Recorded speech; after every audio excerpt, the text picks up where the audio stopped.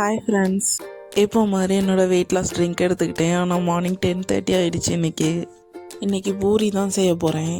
ஹஸ்பண்டுக்கும் பசங்களுக்கும் எண்ணெயில் செஞ்சு கொடுத்துட்டு எனக்கு ஏர் ஃப்ரையரில் செய்யலாம் அப்படின்னு சொல்லிட்டு செஞ்சேன்.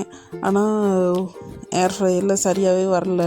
இதுக்கு முன்னாடி ஒரு தடவை பண்ணியிருக்கேன், அது நல்லா வந்துச்சு. அதனால தான் இதில் இப்போ என்ன மிஸ்டேக் பண்ணேன், நானும் சுடி தண்ணியிலலாம் மாவை உருட்டி போட்டு எடுத்து வச்சு பார்த்தேன்.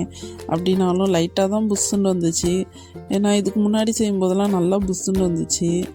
மாற்றி மாற்றி ட்ரை பண்ணி பாத்திரம் செஞ்சது தான் மிச்சம். இதுக்கு 2 சப்பாத்தியே செஞ்சு சாப்பிட்ருக்கலாம்.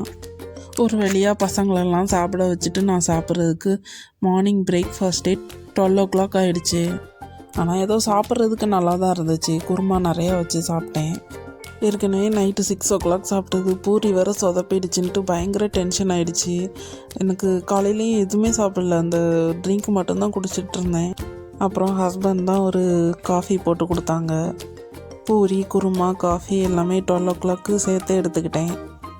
அதுக்கப்புறம் ஒரு சின்ன டிப்ஸு சொல்கிறேன். பூரிக்கு உருட்டும்போது லைட்டாக ஆயில் விட்டு உருட்டினீங்கன்னா அந்த எண்ணெய் கலர் சேஞ்ச் ஆகாது. அதில் அந்த மாவு போட்டு உருட்டினோன்னா மாவோட அந்த டஸ்ட்டு போயிட்டு ஃபுல்லாக எண்ணெயே கருப்பாயிரும். இது ஆயில் போட்டு உருட்டினா எதுவுமே ஆகாது. அப்புறம் ஒரு 2 o'clock போல் லெபானில் மின்ட்டு போட்டு ஒரு ட்ரிங்க் எடுத்துக்கிட்டேன். அதுக்கப்புறம் வீட்டுக்கு திங்ஸ் எல்லாம் வாங்க வேண்டியிருந்துச்சு. அதனால் ஃபாஹிலுக்கு ஷாப்பிங் போயிருந்தோம்.